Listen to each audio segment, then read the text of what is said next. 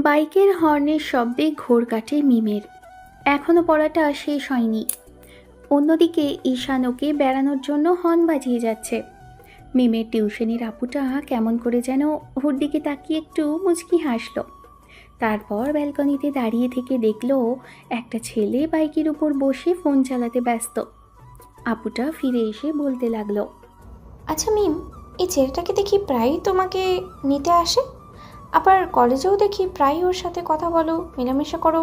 ও তোমার বয়ফ্রেন্ড? আরে না আপু, ও বয়ফ্রেন্ড হতে যাবে কেন? ও আমার বেস্ট ফ্রেন্ড। অনেক আগে থেকেই ওর সাথে আমার সম্পর্ক, তাই ওকে কখনো বেস্ট ফ্রেন্ড হিসেবে ছাড়তে পারিনি। কিন্তু আমার মনে হয় তুমি ওকে পছন্দ করো, তোমাদের দুজনের মাঝে কোনো সম্পর্ক আছে। যেভাবে মেলামেশা করো তাতে এরকমটাই বোঝা যায়। কিন্তু আপু, আমার ওকে পছন্দ না। পছন্দ যেটুকু সেটুকু ফ্রেন্ড হিসেবে। ওর মতো একটা হাড়ে বজ্জাত ছেলেকে আমি কেন ভালোবাসতে যাব? কেন? এরকম কেন মনে হচ্ছে তোমার? না, মানে আসলে আমি যেমন ছেলে পছন্দ করি, ঈশান ঠিক তেমন না। আচ্ছা ঠিক আছে আপু, আমি তাহলে আজকে আসি। বাকি পড়াগুলো আমি বাসায় গিয়ে করে নেব। বাদরটা দাঁড়িয়ে আছে, নিশ্চয়ই আম্মু পাঠিয়েছে। আরে ছেলেটা কেমন সেটা তো বলে যাও না। মানে আসলে প্রায়ই দেখি সবাইকে হেল্প করে, মেয়েদের থেকে দূরে দূরে থাকে, তেমন করে ইন্টারেস্ট নেই বললেই চলে। অনেক আগে একদিন দেখেছিলাম একটা মেয়েকে কতকগুলো বখাটে ছেলের হাত থেকে বাঁচালো। আর তোমার বিষয়ে অনেক বেশি সিরিয়াস, তাতে মনে হলো যে ও তোমাকে পছন্দ করে। মিম তাচ্ছিল্য করে হেসে সেখান থেকে চলে গেল। অন্যদিকে মিম আসলে ঈশান বাইকটা স্টার্ট দিতেই মেয়েটা এসে উঠে বসে ওর কাঁধের উপর হাত রাখল। তারপর বাসার উদ্দেশ্যে যেতে লাগলো দুজনে। মিম আজকের ঘটনা সম্পূর্ণটা বলল ঈশানকে। সব শোনার পরও ঈশান কোনো রেসপন্স করলো না। তখন মিম ওকে একটু খোঁচা মেরেই বলতে লাগলো, দোস্ত, মেহনুর আপু না প্রায়ই তোর কথা জিজ্ঞেস করে। আমার মনে হয় কি জানিস তো, মেহনুর আপু তোকে পছন্দ করে, তবে সেটা বলতে পারে না। আচ্ছা, আমি কি কথা বলে দেখবো তোদের বিষয়? একদমই না, ফাজিল মহিলা। উনি আমার থেকে কত সিনিয়রিটি দেখেছিস? আর ওনাকে চিনি না জানি না, তুই ওনার কাছে টিউশনি করিস, তুই চিনিস। তার মানে এই না যে আমার ওনার সাথে প্রেম ভালোবাসা করতে হবে। যত সব আজে বাজে কথা, সারাদিন মাথায় এগুলোই ঘুরে, তাই না? আচ্ছা, আজকে তুই আমাকে নিতে আসলি কেন? তোকে কল করলাম, পাওয়া গেল না, আর হুটহাট করে আবার নিতে আসলি। কারণটা কি বলতো? আরে আন্টি পাঠালো আরে আন্টি পাঠালো, বলল যে তুই বাইরে যাওয়ার আগে মিমকে একটু দিয়ে যা। শোন, আমি কয়েকটা দিনের জন্য বাইরে যাচ্ছি, আর ফিরে এসে যেন তোকে ঠিক আগের মতোই পাই। কোনো বাজে আড্ডা কিংবা বাজে ছেলের সাথে যেন না দেখি, তাহলে কিন্তু আমার থেকে খারাপ আর কেউ হবে না, বলে রাখলাম। জানি জানি যে ছেলেগুলো আমার কাছে আসার চেষ্টা করে, আমি কি ওদের খুব বেশি সুযোগ দিই নাকি? আমার নিজের ওপর যতটুকু বিশ্বাস, তোকে দিয়ে ততটুকু বিশ্বাস নেই। কারণ তুই একটা বজ্জাত মাইয়া। তুই যখন যাকে হ্যান্ডসাম স্মার্ট স্টাইলিশ দেখিস, তাকেই লাইন মারার চেষ্টা করিস। শোন, তোর বাসা এসে গেছে, এখন যা। আমি তোকে পরে কল করব, কেমন? বাসায় এসে ঈশান আম্মুকে বলে নানুবাড়ির উদ্দেশ্যে বেরিয়ে পড়ল। তারপর ফিরল একদম 7 দিন বাদে। কিন্তু 7 দিন পরে ফিরে এমন পরিস্থিতির সম্মুখীন হবে কখনো কল্পনাও করতে পারেনি ছেলেটা। কারণ বাসায় এসে দেখলো আব্বু আম্মু বেশ খানিকটা খুশি আর বেশ উৎকণ্ঠা নিয়ে বসে আছে। ঈশান এসে ওদের সামনে বসতেই এবার আম্মু যেটা বলল সেটার জন্য ঈশান প্রস্তুত ছিল না। প্রথমে আব্বু আম্মুকে খুশি দেখে ঈশান বলতে লাগলো, কারণ কি? এত খুশি কেন মনে হচ্ছে? কি হয়েছে সত্যি করে বলতো। ফাইনালি তোমার বিয়েটা ঠিক করে ফেললাম। অনেক আগে থেকে যে চিন্তা ভাবনা করছিলাম, আর মেয়েকে তো আমাদের পছন্দই ছিল। তোমাকে বলা হয়নি, তবে তোমারও পছন্দ হবে না। পছন্দ হওয়ার কিছু নেই, একসাথে থেকেছো এতগুলো দিন ধরে, ফ্রেন্ডশিপ তাহলে হবে না কেন? আব্বু আম্মু কী সব আজে বাজে কথা বলছে? আম্মুর নিশ্চয়ই মাথা খারাপ হয়েছে, তা না হলে প্রেশারটা বেড়ে গেছে, তাই না? চলো, আমি তোমায় রুমে দিয়ে আসি। মাথা খারাপ হয়নি, আমরা তোমার বিয়ে ঠিক করেছি মিমের সাথে। আর মিমের আব্বু আম্মু প্রচণ্ড পরিমাণে খুশি এমন একটা প্রস্তাবে। সবাই বিয়েতে রাজি আছে। মানে কি? আমাকে না জানিয়ে না শুনিয়ে বিয়ে ঠিক করে দিলে? আমি ওকে পছন্দ করি কি না, ভালোবাসি কি না, ওর সাথে ভালো থাকবো কি না একটাবার জানার চেষ্টাও করলে না, বিয়ে ঠিক করে দিলে? এত জানাশোনার কি আছে? তোমরা দুজন দুজনকে পছন্দ না করলে এতকাল ধরে একসাথে আছো এমনি এমনি নাকি? এসব বাদ দাও, এখন রুমে গিয়ে ফ্রেশ হও। সেটা হব সবচেয়ে আগে। আমার মিমের সাথে কথা বলতে হবে। এখন গিয়ে ওর সাথে কথা বলবো, জিজ্ঞেস করব ও বিয়েতে রাজি কিনা। কিচ্ছু জানতে হবে না। তোমাকে জানতে দিলে তুমি আর বিয়েটাই করবে না। তোমাকে কি আমি চিনি না মনে করেছো? তোমাকে দিয়ে এসব কাজকর্ম কিছু হবে না। বিয়ে করতে বললে জীবনেও বিয়ে করতে না। আমাদের পছন্দের মেয়েকে বিয়ে করে নাও। আর মিমকে আমার অনেক বেশি পছন্দ, এত চিন্তা ভাবনা করার কিছু দেখছি না। এখন কথা না বাড়িয়ে বিয়েটা করে নাও, ভালো থাকবে। আম্মু, আমার কথা শোনো। মিম আমায় পছন্দ করে না। আমাদের মাঝে শুধু ফ্রেন্ডশিপই সম্পর্ক, তাছাড়া আমাদের মাঝে তেমন কিছু নেই। তোমরা খামাখা বিয়েটা কেন ঠিক করলে? আব্বু ঈশানের কোনো কথা শুনল না। পরদিন যথারীতি মিমের বাসায় ঈশানকে ধরে বেঁধে নিয়ে গিয়ে বিয়ে দেওয়া হলো। ঈশান কাল অনেকবার মিমের সাথে যোগাযোগ করার চেষ্টা করলেও পারেনি। মিমের আব্বু নাকি ফোনটা নিয়ে নিয়েছিল। মিমকে চুপচাপ বিয়েটা করে নিতে দেখে ঈশান ভেবে নিল মেয়েটা বিয়েতে রাজি। কিন্তু বিয়ের পরেই ঘটল যত বিপত্তি। ঈশান মেয়েটার সাথে কথা বলতে চাইলে মেয়েটা রাগ করে রুমের দিকে চলে গেল। ও হয়তো ঈশানকে দোষারোপ করবে এখন এই বিয়ের জন্য। ঈশান এই মুহূর্তে কি করবে জানে না। তারপর বাসায় আসলো সন্ধ্যার মুখে মিমকে নিয়ে। বাসায় এসে তারপর ডাইনিংয়ে বসে রইল ছেলেটা মুখে হাত দিয়ে। কিছু ফ্রেন্ড আর আত্মীয় এদের নিয়ে একটু ছোটোখাটো খাওয়া দাওয়ার আয়োজন করা হয়েছিল। ঈশান রাতে যখন রুমে আসলো বেশ খানিকটা অবাক হলো, কারণ মিম বিয়ের শাড়িটা ছেড়ে একদম টি শার্ট আর ট্রাউজার পরে বসে আছে, যেটা দেখে ঈশান অবাকের চরম সীমায় পৌঁছালো। এসে মেয়েটার সামনে দাঁড়াতেই ও একবার ঈশানের দিকে তাকিয়ে মুখ ঘুরিয়ে নিয়ে বলতে লাগলো, এমন সঙ্গের মতো দাঁড়িয়ে না থেকে শোয়ার হলে শো, আর নইলে দূর হ চোখের সামনে থেকে। তোর জন্যই আমাকে বিয়েটা করতে হয়েছে। তুই নিশ্চয়ই আব্বু আম্মুকে ভুলভাল বুঝিয়েছিস, তাই না? শেষে তোর মনে এই ছিল? আমি জানতাম না যে তুই এইরকম কিছু করবি। আমি তো তোকে বলেছিলাম যে তোকে ভালোবাসি না, তাহলে খামোখা এরকম একটা কাজ কেন করতে গেলি? তুই জানতি না যে আমার তোকে পছন্দ না? তুই তারপরও এমন করে এক প্রকার মতের বিরুদ্ধেই বিয়েটা করেছিস। আজব তো, আমি তোকে বিয়ে করার জন্য পাগল হয়েছি নাকি যে আমি উঠে পড়ে লেগে থাকবো? আমার কথা তো শুনবি। তুই একতরফাভাবে আমাকে দোষারোপ করছিস। থাক, আমাকে আর কিছু বোঝাতে হবে না তোকে। তুই ঠিক কতটুকু ভালো সেটার আমার জানতে আর বাকি নেই। এরপরেও বলবি তুই আমাকে নিয়ে ফ্রেন্ডের বাইরে কিছুই ভাবিস না, কিন্তু তুই নিজে থেকে এগুলো করেছিস, তাই না? আর আজে বাজে কথা আব্বু আম্মুকে বুঝিয়েছিস। ওরা গিয়েই আমার আব্বু আম্মুর সাথে কথা বলে বিয়েটা পাকা করে দিয়েছে। একটা বার আমার কথাটা পর্যন্ত শুনলো না। আজব তো, আমি কি বাসায় ছিলাম নাকি যে সব কিছু বলবো? তুই খামাখা আমাকে ভুল বলছিস। আমার কথা শোন, দেখ আস্তে আস্তে সব ঠিক হয়ে যাবে। কি ঠিক হবে? কিসে ঠিক করার কথা বলছিস তুই যদি ভেবে থাকিস এই সম্পর্ক ঠিক হবে কিংবা তোর সাথে আমি মানিয়ে নেওয়ার চেষ্টা করব, তাহলে সেটা ভুল। এরকম কিচ্ছুই হবে না। তাহলে তুই কি চাইছিস বলতো? কি চাইবো? আমি ডিভোর্স চাই। তোর সাথে সারা জীবন থাকা আমার পক্ষে পসিবল না। আমি তোকে পছন্দ করি না। আমার যেমন ছেলেকে পছন্দ আমি ঠিক তেমন ছেলেকেই বিয়ে করব। ডিভোর্সের জন্য সময় লাগবে সেটা আমি জানি, আর সেই কয়েকটা দিন আমি এখানেই থাকবো। মিম, মাথা গরম করিস না। ডিভোর্স কিন্তু সব সমস্যার সমাধান নয়। একবার ডিভোর্সের কথা বলে ফেললে পরে যদি ডিভোর্স হয়ে যায় তাহলে কিন্তু সম্পর্কটা নষ্ট হবে। আর খামোখায় এসব নিয়ে দুজনের সম্পর্কটা নষ্ট করিস না। একটু ভেবে দেখ, 2-4 দিন আমার সাথে থাক, আস্তে আস্তে ভালোবাসা হয়ে যাবে। আমি কি তোকে এখন ভালোবাসি নাকি? ভালোবাসার সৃষ্টি হবে, আর একসাথে থাকতে থাকতে দুজনের প্রতি দুর্বলতা আসবে। তার জন্য কিছুদিন একসাথে কাটাতে হবে। এত হাইপার হওয়ার কিছুই নেই। তোকে বলছি তুই একটু সময় নে, আর আমাকে একটু সময় দে। আমি জোর করব না কোনো বিষয়ে তোকে। তারপর তুই উল্টাপাল্টা কিছু করিস না প্লিজ। আম্মু তোকে খুব পছন্দ করে, আর এইসব আমি জানতাম না। জানলে তোকে কখনোই বিয়ে করার সিদ্ধান্ত নিতাম না। তার মানে সিদ্ধান্ত নীতি না মানে কি? আরে বাবা, আমার কথা তো শোন। সিদ্ধান্ত নিতাম না মানে এইটাই যে আমি জানতাম না যে তোর সাথে বিয়ে ঠিক হয়েছে। জোর করে কালকে রুমে আটকে রেখেছিল আমাকে। আব্বু বলেছে বিয়ে করার পরেই রুম থেকে বের হতে পারবো। আর আজকে দেখ, তোর বাসায় গিয়ে দেখা হলো দুজনে। কাল অনেকবার তোর সাথে কন্ট্যাক্ট করার চেষ্টা করেও পারিনি। আচ্ছা, এরকম কিছু না হলে তুই তো বিয়ের সময় বলতে পারতি তুই বিয়েতে রাজি না, তাহলে বলিসনি কেন? মিম মাথা নিচু করে রইল।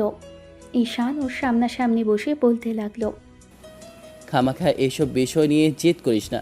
আজ বাদে কাল দেখবি সব ঠিক হয়ে যাবে, তখন সম্পর্কটা সুন্দর হতে আরম্ভ করবে।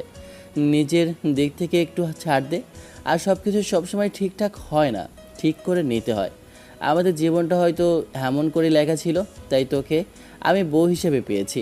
আমি চাইছি মানিয়ে নেওয়ার চেষ্টা করতে, কিন্তু তুই সেই সুযোগটা আমায় দিবি কি না আমি সেটুকু জানতে চাইছি। তোর মতো একটা পাগলা লোককে বিয়ে করা কিংবা তার সাথে থাকার কথা আমি কল্পনাও করতে পারি না। তুই ফ্রেন্ড হিসেবে ঠিক আছিস, কিন্তু তার বাইরে আমি তোকে নিয়ে কিছুই ভাবতে চাই না। দেখ, ভালোভাবে ভাব। বারবার একই কথা বলে মাথা গরম করাস না। এসব করলে কিন্তু কোনো সমাধান খুঁজে পাওয়া যাবে না। সবার কথা ভেবে হলেও চুপচাপ থাকতে হবে, কিন্তু তুই সেটা না করে এসব আজে বাজে উল্টাপাল্টা কথা চিন্তা করে যাচ্ছিস। রাগের মাথায় এসব কথা বলছিস। তুই ঘুমা, আমি রুম থেকে যাচ্ছি। সেদিন রাতে ঈশান গেস্ট রুমে গিয়ে শুয়ে পড়ে। পরদিন মিমকে দেখা গেল আব্বু আম্মুর সাথে বেশ হেসেই কথা বলছে। তবে মনে হচ্ছে না যে মেয়েটা বিয়েটা মানে না। তাহলে কি রাতে মজা করলো ঈশানের সাথে? একটু বাদে ছেলেটা রুমে আসলো। মিম ব্যালকনিতে দাঁড়িয়ে কিছু একটা ভাবছে। মেয়েটা শাড়ি পরেছে, নীল শাড়িতে ওকে আগাগোড়াই অসম্ভব রকমের সুন্দর লাগে। আম্মু কিছু গহনা দিয়েছে, সেগুলোই পরেছে। 2 হাত ভর্তি আজ আবার কাঁচের চুড়ি পরেছে। শাড়ি গলিয়ে মেয়েটার উন্মুক্ত কোমরটা দেখা যাচ্ছে। ধনুকের মতো বাঁকানো শরীরটা দেখেই মনে হচ্ছে এই মেয়েটা ওরই বউ। তাহলে বাধা কোথায় আছে কাছে আসতে? আর যত বেশি দূরত্ব বজায় রাখবে, তত বেশি দুজনের মাঝে দূরত্ব থেকেই যাবে। ঈশান আর এক মুহূর্ত দেরি করেনি, এসে মিমের পেছনে দাঁড়ালো। মেয়েটা কিছু বুঝে ওঠার আগেই শাড়ির নিচ দিয়ে 2 হাত পেটের ওপর রেখে তারপর ঘাড়ে আর গলায় নাক ডুবিয়ে দিল। সাথে সাথেই মিম চমকে গেল। তারপর ঈশানের দিকে ফেরার চেষ্টা করলেই ছেলেটা ওকে আর একটু শক্ত করে জড়িয়ে ধরে। ঈশান এর মাঝে মিমের পেটের উপর স্লাইড করতে আরম্ভ করেছে। তার উপর ওর ঘাড়ের উপর থেকে আরেক হাতে চুল সরিয়ে দিয়ে কয়েকটা চুমু খেতেই মিম কেঁপে উঠল। ঈশানের এমন কর্মকাণ্ডে মিমের মনে হতে লাগলো এবার ছেলেটা বেশি বাড়াবাড়ি করে ফেলছে। তার মানে কি ঈশান এই বিয়েটা নিজে থেকেই করেছে? আব্বু আম্মুর কথাতে নয়। কথাগুলো ভেবে মিম ঝড়ের গতিতে ওকে ছাড়িয়ে নিয়ে পিছন দিকে ফিরল। তারপর যখন মনে হতে লাগলো ঈশান ওর সাথে এমন কিছু করলো যেটাও কল্পনায়ও করেনি, মিম নিজের রাগটাকে আর কন্ট্রোল করতে পারল না। রাগের মাথায় কষে ঈশানের গালে একটা থাপ্পড় বসালো। সাথে সাথে ছেলেটা অবাক চোখের দিকে কিছুক্ষণ তাকিয়ে রইল। জানে না মেয়েটা এরকম কেন করছে। রুমে এসে কিছুক্ষণ বসে থেকে রাগের মাথায় বাইরে চলে গেল ছেলেটা। তারপর ফিরল একদম দুপুরের দিকে। ঈশান রুমে এসে গোসল করে বের হতেই খেয়াল করলো মিম ব্যালকনিতে এখনও দাঁড়িয়ে আছে। ঈশান ফ্রেশ হয়ে যখন নিচে যেতে যাবে, মিম এসে ওর আশেপাশে ঘুরঘুর করছে। ঈশান একবার ওর দিকে তাকিয়ে থেকে নিচে চলে গেল। একটু বাদে মিমও আসলো। খাওয়া দাওয়া করে আব্বু আম্মুর সাথে কথা বলল। এরপর থেকে কি করবে, কি করতে হবে, এইসব নিয়ে আব্বু আম্মুকে অনেক চিন্তা ভাবনা আর কথাই বলল। যার জন্য ঈশান ভাবলো হ্যাঁ, এখন থেকে একটু একটু অফিসের কাজে হাত লাগাবে। যেহেতু বিয়ে করেছে, হয়তো মেয়েটা রেগে আছে। আজ রাতে কাল সব ঠিক হয়ে যাবে। কিন্তু কোথায় কি? 2 দিন বাদ থেকে মিম কলেজে যাওয়ার জন্য বায়না করতে লাগলো। আব্বু আম্মু পারমিশনও দিয়ে দিল। ঈশান ওকে কলেজে দিয়ে আসতে চায়, কিন্তু মেয়েটা একাই চলে যায়। কলেজে গিয়ে কার সাথে কি করে। তবে বিয়ের পর থেকে ইদানিং ঈশানের সন্দেহ হয়। আচ্ছা, মিম অন্য কোনো ছেলেকে যদি পছন্দ না করতো, তাহলে কি ওকে মেনে নেওয়ার চেষ্টা করতো? ঈশান মিমের দিকে নজর রাখার জন্য কাউকে একটা বলে রেখেছিল। সেই ছেলেটা জানালো মিমের ঘোরাফেরা বর্তমানে উল্টোপাল্টা হচ্ছে। ঈশান পরদিন কলেজে আসে, কিন্তু কলেজে এসে আর মিমকে দেখতে পেল না। বেশ খানিকটা অবাক হয়। তারপর কলেজের পেছন দিকটায় গিয়ে দেখে কতগুলো ছেলে আর মেয়ের সাথে বসে আড্ডা দিচ্ছে। ঈশান এসে কিছুক্ষণ দাঁড়িয়ে রইল। মিম ওকে দেখেও একবার না দেখার ভান করে আড্ডায় মনোযোগ দেওয়ার চেষ্টা করলেও তখন ঈশান এসে ওর হাত ধরে টানতে টানতে একদম কলেজের বাইরের দিকে নিয়ে গেল। মিম ওকে কিছু বলতে পারছিল না। ঈশান জোর করে গাড়িতে ওঠালো। মিম আজও রেগে গিয়ে কষে ঈশানকে থাপ্পড় মারল আর রাগী কণ্ঠে বলতে লাগলো, তুই এই বিয়েটা মানলেও আমি মানি না। তুই যদি ভেবে থাকিস পরে আমি তোকে স্বামী হিসেবে মানব, তোর সকল দায়িত্ব অধিকার আর তুই যা আমার উপর ফলাবি সেটাই বাধ্য হয়ে আমি মেনে নিব, তাহলে যে এটা তোর ভুল ধারণা। আমাকে বিয়েটা করে তুই অনেক বড় অন্যায় করেছিস, সেই ভুলের মাসুল যে তোকে দিতেই হবে। আচ্ছা ঠিক আছে, বলো তুমি কি চাও? ডিভোর্স চাই আমি তোর থেকে। তোকে আমি হাজব্যান্ড হিসেবে কখনো আশা করিনি, আর করবও না, কারণ তোর সাথে থাকা যায় না। কেন থাকা যায় না? আমি অনেক খারাপ নাকি তোমার ভালোবাসা পাওয়ার যোগ্য না? আজব তো, দুদিন আগেই ওইসব কথা বলার কোনো ইচ্ছেই তোর ছিল না, আর আজকে বিয়ের পরে কি না এসব বলছিস? শোন, আমি তোর সাথে থাকবো না মানে থাকবো না।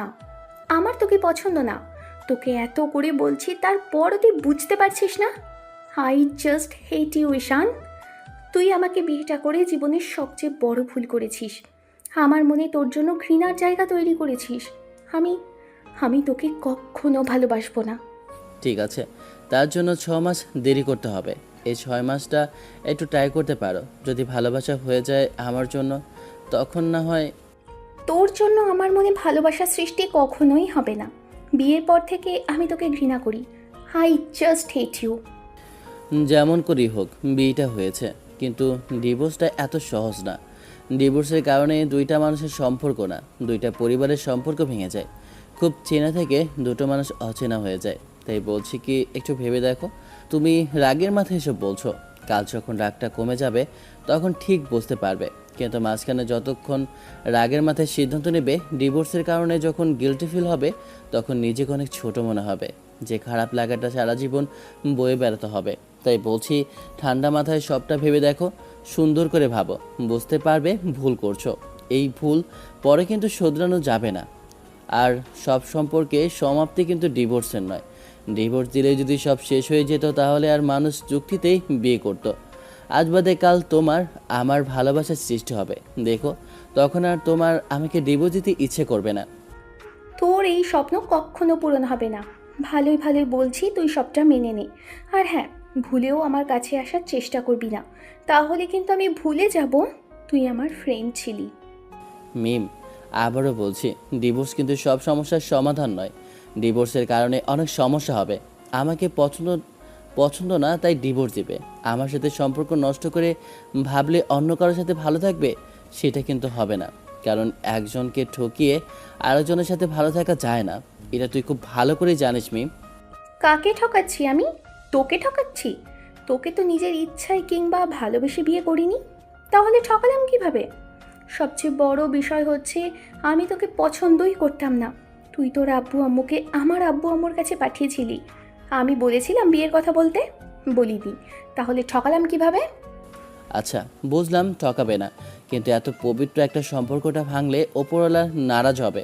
তুমি হয়তো আমার কাছ থেকে গিয়ে অন্য কারোর সাথে ভালো থাকার চেষ্টা করবে, কিন্তু একজনের সাথে সম্পর্ক শেষ করে আরেকজনের সাথে নতুন সম্পর্কে জড়িয়ে সেটাতে সুখী হওয়া যায় না। এটা তুমি পরবর্তীতে বুঝতে পারবে। তার জন্য সময় নাও। বারবার এরকম রাগ জেদ দেখিয়ে সবার সামনে আমাকে অপমান অপদস্থ করে কিন্তু খুব বেশি ভদ্রতার পরিচয় দিচ্ছ না। বিয়ের পর থেকেই দেখছি তুই আমাকে তুমি করে বলছিস। তোর এসব আদিক্ষেতা আমার মোটেও পছন্দ হচ্ছে না। সেদিন ঈশান বাসায় আসলো, মিমের সাথে কথা বলল না। কেন জানি রাগ হচ্ছে নিজের প্রতি। কেন যে মেয়েটার সাথে বেস্ট শিপ করতে গেছিল, না হলে আজকে এমন একটা বিপদে পড়তে হতো না। আর আব্বু আম্মুরও বলিহারি, কি একটা কাজ করে ফেললো না জেনে না শুনে। মেয়েটা ওকে পছন্দ করে কিনা, ওর সাথে ভালো থাকতে পারবি কিনা একটাবার জিজ্ঞেস করার প্রয়োজনও মনে করলো না। শেষে ঈশান উপায় না পেয়ে বন্ধুদের সাথে বিষয়টা শেয়ার করলে তারা জানালো আস্তে আস্তে সব ঠিক হয়ে যাবে। কিন্তু আদেও কি সব ঠিক হবে? সব কিছু তো ঠিক হতেই চায় না। বললেই যদি সব ঠিক হয়ে যেত তাহলে তো সব কিছু সবাই ঠিক করে নেওয়ার চেষ্টাই করত। কিন্তু ঈশান জানে সব কিছু চাইলেও ঠিক হয় না। দেখতে দেখতে 3টে মাস মাঝে কেটেছে। এই 3টে মাসে ঈশান আর মিমের সম্পর্কটা আরও তিক্ততায় পরিণত হয়েছে। ঈশান যতবার মেয়েটার কাছে এসেছে, যতবার বোঝানোর চেষ্টা করেছে, ততবার মিম ওকে অবহেলা করেছে। আর শেষে রাগের মাথায় গায়ে হাত তুলেছে ছেলেটার। তারপরও ঈশান একটা টু শব্দ করেনি। প্রথম প্রথম ভেবেছিল মিম রাগের মাথায় এসব করছে, কিন্তু 3টে মাসেও কি একটা মেয়ে রাগ কমার জন্য যথেষ্ট না? একজন স্বামীর গায়ে তার স্ত্রী কি করে হাত তুলতে পারে সেইটা ভেবেই অবাক লাগছিল ঈশানের। কাউকে বলতেও পারছিল না, আবার সহ্যও করতে পারছিল না। ভালো লাগছিল না কিছুই, কারণ রোজকার এই অশান্তিটা মেন্টালি অনেকখানি প্রেশার ক্রিয়েট করছিল, যেটা থেকে ঈশান কাজকর্মে এমনকি মনোযোগ দিতে পারছিল না। রাতে ঘুমোতে পারছিল না, খেতে পারছিল না। কলেজে যাওয়া বন্ধ করে দিয়েছে, কারণ মিমের ছেলেদের সাথে অবাধ মেলামেশাটা ঈশান মেনে নিতে পারে না। অন্যান্য ছেলেদের সাথে মেয়েটা কী এত কথা বলে, কিসের জন্য এত ঘোরাফেরা করে ঈশান জানে না। তবে বারণ করলে যে মেয়েটা শুনবে না সেটা ঈশান খুব ভালো করেই জানে। প্রতিনিয়ত বারণ করা সত্ত্বেও মেয়েটা ওর কোনো কথাই শুনছে না। শেষ যেদিন মিমের সাথে একটা অপ্রীতিকর পরিস্থিতিতেই ঈশানের দেখা হয়েছিল, সেদিন বিষয়টা বেশ খানিকটা জটিল আর খারাপ লেগেছিল ছেলেটার। খারাপ লাগারই কথা, কারণ সেদিন ঈশান যখন একটা মিটিং শেষ করে একটা রেস্টুরেন্ট থেকে বের হচ্ছিল, ঠিক সেই সময় ঈশানের মনে হলো কাউকে খুব চেনা চেনা লাগছে। দূর থেকে দাঁড়িয়ে ঈশান খেয়াল করে দেখল মিম একটা ছেলের সাথে বসে কথা বলছে। এমন কিছু দেখে ঈশানের বেশ খানিকটা অবাক লাগলো। মেয়েটা বলল কলেজে আসবে, আর কলেজে আসার নাম করে কিনা এখানে এসে বসে আছে। বেশ কিছুক্ষণ দাঁড়িয়ে থেকে তারপর ঈশান ওদের সামনে এগিয়ে আসে। ঈশানকে দেখেই মিম বেশ খানিকটা অবাক হলো। ঈশান, তুই এখানে? হ্যাঁ, দেখতে আসলাম তোদের প্রেম ভালোবাসা কীরকম চলছে। আসলে আজকে প্রথমবার অন্য কোনো ছেলের সাথে তোকে একান্ত দেখছি, তো তাই প্রচুর পরিমাণে চিন্তা হচ্ছে। জানি না আর কত জায়গায় কতভাবে এর সাথে দেখা করেছিস, কিংবা আর কয়টা ছেলের সাথে দেখা করেছিস, কিন্তু অবাক লাগছে তুই কাউকে পছন্দ করিস সেটা একটাবার বলতে পারতি আমাকে। এসব তোকে বলার কি আছে? আর আমি রফিনকে কিছুদিন ধরেই পছন্দ করি, আর এটা আমার ব্যক্তিগত ব্যাপার। এসব তোকে বলতে কেন যাব? সেটাই, বাসায় হাজব্যান্ড থাকতেও বাইরে এসে পরকীয়া করবি, সেটা আবার হাজব্যান্ডকে কেন বলবি, তাই না? এসব জানাজানি হলে তোর তো আবার মান সম্মান থাকবে না। মিম কিছু বলতে যাবে তার আগেই ঈশান নিজের ঠোঁটের ওপর আঙুল দিয়ে বেশ খানিকটা রাগী চোখে তাকাতেই মিম কেমন যেন মিয়ে গেল। ঈশান সেখান থেকে বেরিয়ে গেলে ছেলেটা সেদিন মিমকে প্রশ্ন করলে ও সেটার উত্তর দিতে পারেনি। অন্যদিকে ঈশান বাসায় এসেছে সেদিন রাত 2টোর পরে। সেদিন রাত 2টোর দিকে। আব্বু আম্মু বুঝতে পেরেছে ছেলে উল্টোপাল্টা কিছু খেয়েছে, গেস্ট রুমে গিয়ে শুয়ে পড়েছিল। পরদিন সকালে উঠে দেখলো মিম বাসায় নেই। ঈশান নিজের মতো করে অফিসে চলে যায়। এমন করেই দিন যাচ্ছে, আর দিন যত যাচ্ছে ওদের সম্পর্কটা ততটাই তিক্ত হচ্ছে। আব্বু আম্মু মাঝে মধ্যে এসব বিষয় খেয়াল করে আর বুঝতে পারে যে ওদের সম্পর্কটা ঠিক নেই। বারবার ঈশানকে যখন আম্মু জিজ্ঞেস করে, ঈশান তখন শুধু তাচ্ছিল্য করে হাসে। আর হাসবে নাই বা কেন?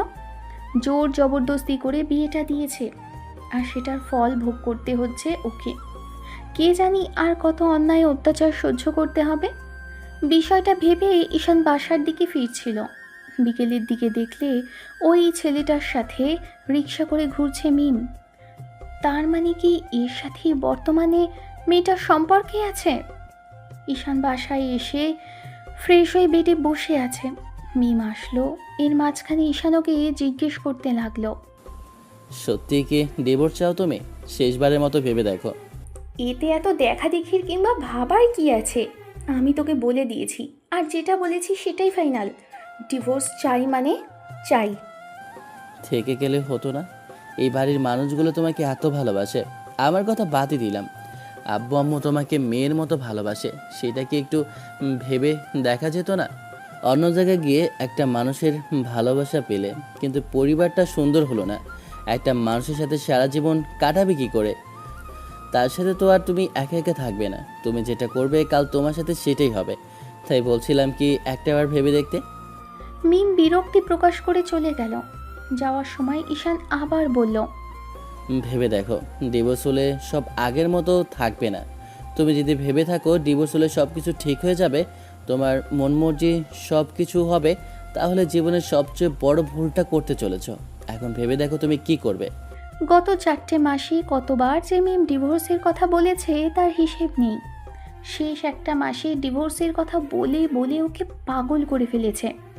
ঈশান এক প্রকার রাগ আর নিজের প্রতি ক্ষোভ নিয়েই মিমের সাথে কথা বলা বন্ধ করে দিয়েছে। মিম যতই রাগারাগি করছে, ঈশান বলে দিয়েছে খুব শীঘ্রই হবে। তবে ও উকিলের সাথে কথা বলেনি। শেষে যখন সহ্যের সীমা ছাড়ালো, ওই ছেলেটার সাথে অবাধে মিম মেলামেশা করতে লাগলো। ঈশান তখন মনে হতে লাগলো, যে মেয়ে বাসায় হাজবেন্ড থাকতে অন্য ছেলেদের সাথে ঘুরতে ফিরতে পারে, সে আর কতটা নিচে নামতে পারে তা শুধু সময়ই বলার অপেক্ষা রাখে। ঈশান শেষ একটা মাসে অনেক ভেবেচিন্তে ডিসিশন নিল যে ডিভোর্স দিয়ে দেওয়াটাই ঠিক হবে। এই 6টা মাসে ঈশানের ওপর দিয়ে যেন এক প্রকার একটা কালো ঝড় বয়ে গেছে, যেটা ওর জীবনটাকে পুরো এলোমেলো করে দিল। ঈশান ভাবতেও পারেনি মিমের প্রতি দুর্বলতা সৃষ্টি হবে। বিয়ের পর ছেলেটা ভেবেছিল আস্তে আস্তে সব ঠিক হয়ে যাবে, কিন্তু কোথায় আর ঠিক হলো? ঠিক হওয়ার কোনো চান্সই তো নেই। ঠিক যদি হতো সেটা তো অনেক আগেই হতো। বন্ধুদের সাথে বিষয়টা নিয়ে আলোচনা করেছিল ঈশান। তখন ওরা জানালো সম্পর্কটা যদি এতই খারাপ হয় তাহলে তাহলে অন্তত এই সম্পর্ক রাখা উচিত না। অন্যদিকে আব্বু আম্মু ডিভোর্সের বিষয়ে কোনো কিছুই জানে না, আর জানবেই বা কী করে? ঈশান ওদের বলেনি, বললে তো কষ্ট পাবে। তাছাড়া যখন দুজনের ডিভোর্স হবে তখন ওরা এই বিষয়টা কিভাবে মানবে? হয়তো ঈশানকে অনেক বেশি উল্টোপাল্টা বলে অনেক দিন রাগ করে থাকবে। ঈশান জানে না কী হবে, তবে একটা ছেলের ডিভোর্স হলে সেটা নিয়ে আশেপাশের লোকজন বলবে ওর দোষ ছিল, আর না হলে মেয়েটার কোনো দোষ ছিল, সেজন্য এরকম কিছু হয়েছে। যাই হোক, ঈশান আর এগুলো নিয়ে বেশি ভাবতে চাইছে না, আর ভাবতেও পারছে না। খুব বেশি যন্ত্রণা হয় আজকাল বুকের মাঝে। কেন জানি মনে হয় যে সম্পর্কটা চাইলেই মেয়েটা ঠিক করে নিতে পারত। ঈশানের রাগ তো এটা নিয়েই, আব্বু আম্মু একটা বার ওর ডিসিশন জানার চেষ্টাও করলো না। সব কিছু না জেনে না শুনে ধরে বেঁধে বিয়েটা দিয়ে দিল। একটা বার তো ওকে জানানো দরকার ছিল। ঈশান বন্ধুদের সাথে বিষয়টা শেয়ার করে কিছুটা হালকা হলেও আবার ওদের সাথেই বেশ ভালো একটা উকিলের সাথে দেখা করলো। আর সেখানে গিয়ে ভদ্রলোক জানালো যে ডিভোর্সের জন্য কয়েকটা দিন সময় লাগবে। যেহেতু 6 মাস হয়নি, তার উপর কিছু কার্যক্রমও বাকি আছে, সেগুলো শেষ করতে কয়েকটা দিন সময় লেগে যাবে। এর মাঝখানে ঈশান মিমের খোঁজখবর আর রাখেনি, তবে কয়েক জায়গা থেকে জানতে পেরেছে ওই ছেলেটার সাথে প্রতিনিয়তই মেলামেশা করে, যেখানে সেখানে ঘোরাফেরা করে, কলেজে যায় না বললেই চলে। কোনো ভদ্র ফ্যামিলির ছেলে তার বউ সম্পর্কে এসব কথা শুনে মানতে পারবে না। ঈশানও মানতে পারেনি।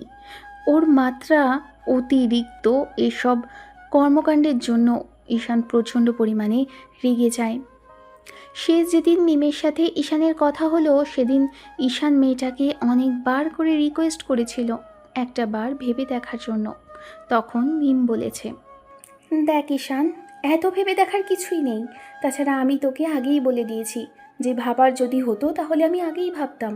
তোর প্রতি আমার কোনো অনুভূতি নেই। তুই কেন বুঝতে চাইছিস না? যার প্রতি অনুভূতি নেই তাকে আমি কি করে ভালোবাসবো? তার সাথে কি করে ভালো থাকবো? আমি তো তোকে বলছি, তোর সাথে থাকা আমার পক্ষে সম্ভব না। ঠিক আছে, তুই যেটা চেয়েছিস সেটাই হবে। তবে একটা কথা, কাউকে কষ্ট দিয়ে কারো পরিবার থেকে গিয়ে অন্য কারোর সাথে ভালো থাকা যায় না। এটা তুই খুব শীঘ্রই বুঝবি। এখন এসব কথা তোর কাছে তুচ্ছ মনে হচ্ছে, হাসির খোরাক মনে হচ্ছে, কিন্তু দুদিন বাদে এগুলোই সত্যি হবে। সেদিন মিম কিছু বলার আগেই ঈশান ওর হাত ধরে টানতে টানতে বাসার বাইরে নিয়ে আসে। তারপর মেয়েটাকে গাড়িতে উঠিয়ে বসায়। কোথায় যাচ্ছে জিজ্ঞেস করলে সারপ্রাইজ আছে বলে নিয়ে যেতে থাকে। মিম যাবে না বললেও ঈশান কোনো কথা শোনেনি, ওকে একটা কোর্টের সামনে নিয়ে যায়। এরপর একটা উকিলের অফিসে গিয়ে সেখানে বসতেই মিম বুঝে যায় ও যেটা চেয়েছিল আজকে সেটাই পাচ্ছে। তাতে মেয়েটা খুব খুশি হয়, তবে খুশি হওয়ার কারণটা বেশি দিনের জন্য নয়। মেয়েটা সেটা বুঝতে পারেনি। যাই হোক, ঈশান উকিলের সাথে কথা বলা শেষ করলো। উকিল আরেকবার ভেবে দেখার পর কথা বলতেই ঈশান ওনাকে হাতের ইশারায় থামালো আর বলল এখনও আর কোনো সমস্যা আছে কি না বিয়ের বিষয়টা ভাঙার জন্য। ভদ্রলোক তেমন কোনো চিন্তাভাবনা আর করলেন না। একটা ডিভোর্স পেপার ওদের দিকে এগিয়ে দিতে ঈশান সাইন করে দিল। ডিভোর্সের পাশে পুরো 15 লক্ষ টাকা মিমের সামনের টেবিলের ওপর রেখে তারপর উঠে দাঁড়ালো। ঈশান চলে যাবে ঠিক তখনই আবার মিমের দিকে ফিরল আর বলতে থাকলো, সাইন করে দিলেই তোর কাঙ্ক্ষিত জিনিসটা তুই পেয়ে যাবে। আর হ্যাঁ, তোর এখানে দেনমোহরের টাকাগুলো আছে। এটা ভাবিস না যে সাইন করে দিলে তুই ভালো থাকবি, সব কিছু আগের মতো হয়ে যাবে। আগে যে সম্পর্কটা ছিল সেটা আবার আগের মতো করে পাবি। এমন করে কেন বলছিস? আমাদের মাঝে যে ফ্রেন্ডশিপের সম্পর্কটা ছিল সেটা কন্টিনিউ করলেই তো হয়। তোর কি আমাকে দেখে কোনো অংশে পাগল বলে মনে হচ্ছে, নাকি আমাকে দেখে সার্কাসের জোকার বলে মনে হচ্ছে? সত্যি করে বলতো, তোরা মেয়েরা এমন করতে পারিস কি করে? আমার তো মনে হয় তুই আমাকে শিয়াল কুকুর বলে ভাবিস, যে যতবার দূর দূর করবি আমি আবার নির্লজ্জের মতো তোর সামনে চলে আসব। না মানে আসলে আমরা তো ফ্রেন্ড ছিলাম, তাই বলছিলাম কি যে সেটা বিয়ের আগে ছিলাম, বিয়ের পর ওসব আমি ভুলে গিয়েছিলাম। বিয়ের পর সম্পর্কটা বদলে স্বামী স্ত্রী হয়েছিল। আর যখন একবার স্বামী স্ত্রীর সম্পর্কটা ভেঙেছে, তাহলে তোর সাথে আর দ্বিতীয়বার অন্য কোনো সম্পর্কে কিংবা তেমন কিছু রাখার কথা আমি চিন্তাও করছি না। এগুলো তোকে ভুলে যেতে হবে। তুই যদি ভেবে থাকিস এরপর থেকে দেখা হলেই কথা হবে তোর সাথে, তোকে আমি আগের মতো আবার খেয়াল রাখবো, আবার তুই যা বলবি সেটাই শুনবো, তুই যা চাইবি সেটাই হবে, তাহলে বলবো তুই আমাকে কোনো পাগল বলে ভাবছিস। এতদিন আমাকে পাগল মনে হয়েছে, কিন্তু দিন শেষে এই পাগলের কথাটাই ঠিক হবে। আজকে যেটা করলি সেটার পর দুটো পরিবারের সম্পর্ক, দুটো মানুষের সম্পর্ক আর একটা পবিত্র বন্ধন নষ্ট হলো। ভালো থাকার জন্য এসব করেছিস, ভালো থাকিস, তবে এরকম ভালো থাকিস না যেটাতে আবার ভালো থাকার জন্যই আফসোস করতে হয়। মিম ঈশানের কথার আগাগোড়া কিছুই বুঝল না। শেষে সাইন করে দিয়ে মেয়েটাও বেরিয়ে গেল। উকিল ওদের যাওয়ার পথের দিকে চেয়ে রইল। অন্যদিকে ঈশান হতাশ আর বিধ্বস্ত অবস্থায় বাসায় আসে। ছেলেকে এমনভাবে ফিরতে দেখে আব্বু আম্মু বেশ খানিকটা উত্তেজিত হয়ে ওর কাছে আসলে তখন ঈশান কিছুক্ষণ ধরে হাসতে থাকে।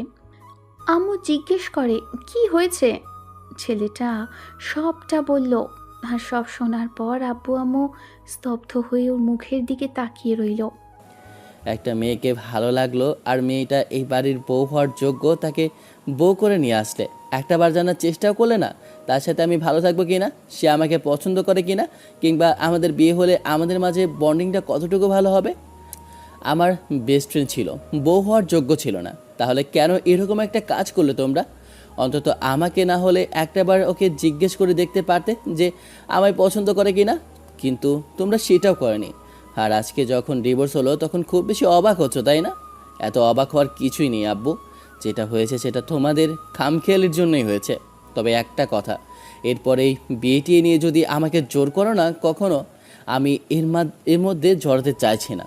এখন তোমাদের যদি আমাকে বকাঝকা করার কিংবা শাসন করা থাকে তাহলে আমাকে মারতে পারো, কারণ ওকে তো আর পাবে না। ও চেয়েছিল আমার থেকে মুক্তি। ও 6টা মাসে কতবার ডিভোর্সের কথা বলেছে, যদি একটাবার জানতে তাহলে তোমরা নিজের ডিভোর্সের ব্যবস্থা করতে। আরে দিন শেষে আমিও একটা মানুষ, কেন আমাকে কি পাগল বলে মনে হয়েছিল তোমাদের? একটাবার জিজ্ঞেস করার প্রয়োজন মনে হলো না? একটা মেয়েকে আমি ভালোবাসি কিনা সেটা জানতে ইচ্ছে করলো না? ওর সাথে মেলামেশা করি, ও আমার ফ্রেন্ড, তাতেই ওর সাথে আমার বিয়ে ঠিক করে দিলে। আজব তোমাদের চিন্তা ভাবনা। আজকাল আমার মন খারাপের কারণটাও তো একটাবার জিজ্ঞেস করতে পারতে। আম্মু, তুমি দেখোনি আমার মনটা ঠিক কতটুকু খারাপ? কই একটাবার জিজ্ঞেস করলে না তো? ছেলে মেয়েকে শুধু জন্ম দিলেই তাদের ভালো বাবা মা হওয়া যায় না, তাদের মনের মতো হতে হয়। তুমি একটাবার জিজ্ঞেস করে দেখোনি বিয়ের পর থেকে আমি ঠিক কেমন পরিস্থিতিতে আছি? প্রতিনিয়ত অশান্তি, এত অশান্তি নিয়ে কেউ সংসার করতে পারে? তোমার কি মনে হলো বিয়ে হলো সব ঠিকঠাক হয়ে গেল? এত সহজ সব কিছু তোমরা সহজ মনে করেছিলে, আমার কাছে বিষয়টা আরও জটিল হয়ে গিয়েছিল। আমি চেষ্টা করলাম, নিজের সর্বোচ্চ দিয়ে চেষ্টা করলাম, তারপরও যাকে আটকে রাখা যায়নি তাকে পৃথিবীর কোনো শক্তি আটকে রাখতে পারতো না। তবে এইটুকু ভেবেই ভালো লাগছে যে ফাইনালি বোঝাটা নামাতে পেরেছি। আশা করি এসব নিয়ে না ওকে আর না ওর পরিবারকে কিছু জিজ্ঞেস করবে। গত 7 দিন ঈশান বাসায় ফেরেনি। বাসায় কেন ফেরেনি, কী জন্য ফেরেনি, আব্বু আম্মু সেটা ভালোভাবেই জানে। ঈশান কারোর সাথে আর যোগাযোগ রাখেনি। আব্বু আম্মুর কল পর্যন্ত রিসিভ করেনি। ওদের ফোনটা কেটে দিয়েছে বারবার যখন কল করেছে। কোথায় আছে জানার জন্য তখন ঈশান কল কেটে দিয়েছে। ওদের সাথে যোগাযোগও বন্ধ করে দিয়েছে। 7 দিন পর ছেলেটা বাসায় ফিরল, তবে এলোমেলো অগোছালো অবস্থায়। আম্মু ছেলেকে জড়িয়ে ধরে কতক্ষণ কান্নাকাটি করলো। ঈশান আম্মুকে ছাড়িয়ে নিয়ে এই রুমে গিয়ে দরজাটা বন্ধ করে দেয়। তারপর চুপচাপ শুয়েছিল কিছুক্ষণ। 3 দিন পরের ঘটনা। লন্ডনের বিলাসবহুল রেস্টুরেন্টে বসে আছে ঈশান, আর সেখানে বসে ড্রিঙ্ক করে যাচ্ছে। কিছুক্ষণ যাবৎ যতবার ড্রিঙ্কে চুমুক দিচ্ছে ততবারই মনে হচ্ছে ওই মেয়েটার চেহারা চোখের সামনে ভাসছে। ঈশান চাইছে সব ভুলে যেতে, হয়তো সময় লাগবে। আবার পরক্ষণেই মনে মনে ভাবে, ঈশান, একটা স্বার্থপরকে ভালোবাসতে পারিস না তুই? যে তোকে মনেই রাখতে চায়নি তাকে মনে করে কষ্ট পাওয়াটা সত্যিই খুব। মাঝে কেটে গেছে পুরো 1টা মাস। এই 1টা মাসে ঈশান বাসাতেও যায়নি, আর কারোর সাথে যোগাযোগও রাখেনি। শেষে বন্ধুদের থেকে জানতে পারলো আব্বু আম্মু ওকে নিয়ে অনেক টেনশন করছে। তাই তো অনেক ভেবেচিন্তে শেষে বাসায় ফিরে আসে। আম্মু ওকে জড়িয়ে ধরে অনেকক্ষণ কান্নাকাটি করলো। শেষে ঈশান ওদের আশ্বস্ত করলো আর পাগলামি করবে না। ছেলেটা পাগলামি না করলেও ডিভোর্সের পর এদিক ওদিক ঘুরে বেড়ালে 6 মাস। তারপর মনটা একটু হালকা হতেই সিদ্ধান্ত নিল আবার অফিসে যাওয়া শুরু করবে। অফিসে যাওয়া শুরু করতে এই কাজে মনোযোগ দেওয়ার চেষ্টা করলো আগের মতো। কিন্তু আগের মতো সেই মনোযোগ না দিতে পারলেও এখন কিছুটা স্বাভাবিক লাগছে। ভেতরে জমানো যত আবেগ, যত কষ্ট ছিল কিছুটা হলেও বেরিয়ে গেছে। এখন মনে হয় যে পাথরটা তো অন্তত নেমেছে। অন্তত যে ওকে চায়নি, ওকে ভালোবাসেনি, তাকে নিয়ে এত ভাবনা চিন্তার কিছুই নেই। তাই ঈশান সবটা ভোলার চেষ্টা করার জন্য বৃথা চেষ্টা করতে লাগলো। কিন্তু কেন জানি মনে হতে লাগলো কাউকে ভোলার জন্য অন্য কাউকে তো চাই। বিষয়টা ভেবেই ওর মনে হলো আর চাই হোক, এই মেয়েটাকে আর মনে রাখা যাবে না। এর মাঝে ঈশান জানতে পেরেছে সেদিন বাসায় ফিরে যাবার পর মিমের আব্বু আম্মুর সাথে মেয়েটার অনেক কথা কাটাকাটি হয়েছে। আর কেন হয়েছে ঈশানের সেটা জানতে বাকি নেই, ও জানতেও চায় না। কারণ যেটা হয়েছে সেটা ওই মেয়েটার দোষেই হয়েছে। 6 মাসের মাথায় সেদিন বন্ধুদের সাথে বসে আড্ডা দিচ্ছিল। ঠিক তখনই ঈশানের এক বন্ধু বলতে লাগলো, ঈশান, এত চুপচাপ বসে থাকলে আর মন খারাপ করে থাকলে কিন্তু ওর সমস্যার সমাধান হয় না। আমি বলি কি, তুই এক কাজ করতে পারিস। কি কাজ বলো তো? আমি বলে দিই কী করবি। আমার জানার মতো একটা আপু আছে যে তোকে পছন্দ করতো। অবশ্য বলতে পারিস যে তুই আমাকে চিনিস। আর আরেকটা কথা, অস্বাভাবিক কিছু নয় যে অবাক হবি। আমি যদি বলি যে মেয়েটার কাছে মিম টিউশনি করতো, ওই মেয়েটাই তোকে পছন্দ করে। আর আমি খোঁজখবর নিয়ে দেখেছি উনি ওনার বান্ধবীদের সাথে গল্প করছিল। তারপর যখন তোর বিয়ে হয়ে যায় এসব থেকে বেরিয়ে আসার চেষ্টা করছিল। মেয়েটা কিন্তু কিছুদিন মন খারাপ করে থাকতে দেখা গেছে। আবার যখন জানতে পেরেছে তোর ডিভোর্স হয়েছে এসব খোঁজ খবর নিয়েছে। কোনটা? ওই যে আপুটাকে দেখতে একদম পুতুলের মতো? সবাই হ্যাঁ সূচক উত্তর দিলে ঈশান কিছুক্ষণ সময় নিয়ে একটু ভাবল। তারপর মনে হতে লাগলো এই কাজটাই করতে হবে। অন্তত এই মহিলাকে কাজে লাগাতে হবে। মেয়েটাকে তো একটু শিক্ষা দেওয়া দরকার। ওর সাথে এত অন্যায় করলো, এত অত্যাচার অবিচার করে দূরে সরে গেল। তার জন্য আর যাই হোক একটা শিক্ষা তো দিতেই হবে। কথাগুলো ভেবেই ঈশান সিদ্ধান্ত নেয় যে মেহনুরের সাথে দেখা করবে। সেদিনে মেয়েটার বাসার সামনে আসে, কিন্তু সেখানে এসে ভদ্রমহিলাকে পেল না। আর পাবেই বা কী করে, রুম থেকে তেমন করে বের হয় না। আর যখন ঈশান আসে তখন কিছু ছেলে মেয়েকে টিউশনি করাতে ব্যস্ত থাকে। ঈশান খোঁজখবর নিয়ে তারপর অনেক চিন্তা ভাবনা করে মেয়েটার একটা নাম্বার জোগাড় করে ভদ্রমহিলাকে কল করে। ঈশান নিজেই অবাক হয় মেহনুর কল রিসিভ করার পর, কারণ মেয়েটা যে ওর কণ্ঠটা চিনতে পেরেছে আর প্রথমবার হ্যালো বলতেই তখন নিজে থেকেই বলেছে। কেমন আছো? ঈশান অবাক হয়ে কিছুক্ষণ ফোনের স্ক্রিনের দিকে তাকিয়ে রইল। তখন মহিলা একটু হেসে বলেছিল, এত অবাক হওয়ার কিছু নেই। আমি একবার যার কণ্ঠ শুনি তার কণ্ঠটা দ্বিতীয়বার শুনলেই চিনতে পারি। তুমি ঈশান, আমি যদি ভুল না করি। ঈশান উত্তরে হ্যাঁ বলল। মিনিট পাঁচেক দুজনের মধ্যে নীরবতা। কেউ কোনো কথা বলছে না, তবে বলতে চাইছে, বলতে পারছে না। ঈশান অনেকবার চেষ্টা করছে, তবে বলতে গিয়েও কথাগুলো আটকে যাচ্ছে। কি থেকে শুরু করবে আর কি বলবে সেটা জানে না, তবে মনে হচ্ছে মেয়েটাকে কিছু একটা বলা দরকার। তারপর আবার হুটহাট করেই মনে হলো কলে এত কথা বলা পসিবল না, তাই বলতে লাগলো। আচ্ছা, একটু সময় হবে আপনার? কেন? একটু দেখা করতাম। আপনার সাথে অনেক দিন দেখা হয় না, তারপর কলেজেও গিয়ে আপনাকে দেখলাম না, সেই জন্য আর কি বলছিলাম। কিন্তু এখন দেখা করেই বা কবে, কি আর কি জন্যই বা দেখা করবে? আমি তো সেটাই বুঝতে পারছি না। সব কথার জন্য একটু সময় স্পেস দরকার। এত তাড়াহুড়ো করে কিংবা এত কিছু ভাবলে কোনো কিছুই ঠিকঠাক হয় না। তা অবশ্য ঠিক। আচ্ছা, কোথায় দেখা করবে বলো? আমার হাতে অর্ধেক সময়। আপনি যেদিন বলবেন, যেখানে বলবেন সেখানেই দেখা করব।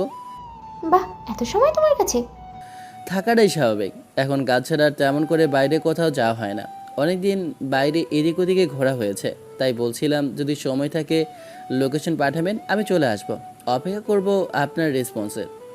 ঈশানের এমন ধারা কথাতে মেহনুর কি ভাবলো কে জানে। তবে মেয়েটা সেদিন বিকেলে একটা ঠিকানা পাঠালো। ঈশান অফিস থেকে বেরোলো, ম্যানেজারকে সব দায়িত্ব বুঝিয়ে দিয়ে তারপর অফিস থেকে বেরিয়ে গেল। বেশ কিছুক্ষণ জ্যামে আটকে বসে থাকতে হলো। তারপর জ্যাম ছাড়তেই দ্রুত ড্রাইভ করে একটা রেস্টুরেন্টে চলে আসলো। এসে দেখা গেল ভদ্রমহিলা আগে থেকেই বসে আছে। ঈশান এক প্রকার দৌড়ে ওনার সামনে এসে দাঁড়ায়, তারপর কানে হাত দিয়ে বলতে লাগে, এই সরি, আসলে আমি ভাবতে পারিনি যে রাস্তার জ্যামে আটকে এমন একটা অবস্থা হবে। আপনি কিছু মনে করবেন না প্লিজ, আমি কানে ধরছি দেখেন। ঈশানের এমন বাচ্চা সুলভ আচরণে মেয়েটা ফিক করে হাসলো। হাসিটা বেশ সুন্দর, তবে ঈশানের মনে হয় না এই মেয়েটা ওর থেকে সিনিয়র হবে। দেখতে আসলেই পুতুলের মতো, অসম্ভব রকমের সুন্দর আর কিউট লাগছে। একদম অপসরের মতো লাগছে, মনে হচ্ছে এখনই বিয়ে করে নিতে। ওর যদি বিয়েটা না হতো তাহলে আজই প্রপোজ করে দিত। সব কিছু ভেবেই মনটা খারাপ হয়ে গেল। তারপরও কিছুক্ষণ চুপচাপ থাকা, দুজনেই দুজনের মুখের দিকে তাকাচ্ছে। ঈশান চোখজোড়া ফিরিয়ে নিয়ে একটা দীর্ঘ নিঃশ্বাস ফেলে বলতে লাগলো, অনেকদিন দেখা হয় না, আগে থেকে অনেক ভালো লাগছে আপনাকে। না মানে সুন্দর লাগছে আজকে। এটা কি বিয়ের আগে লাগতো না? না মানে বিয়ের আগে আপনাকে তেমন করে দেখিনি, আর বিয়ের পরেই জানতে পারলাম আপনি আমায় পছন্দ করেন। কিন্তু তারপর থেকে সব কিছু এলোমেলো আর অগোছলো হলো। ভাবতে পারিনি যে এরকম করে সবটা এলোমেলো হয়ে যাবে। তারপর আমি নিজেই এলোমেলো ছিলাম, কখন কি করেছি না করেছি নিজেও জানতাম না।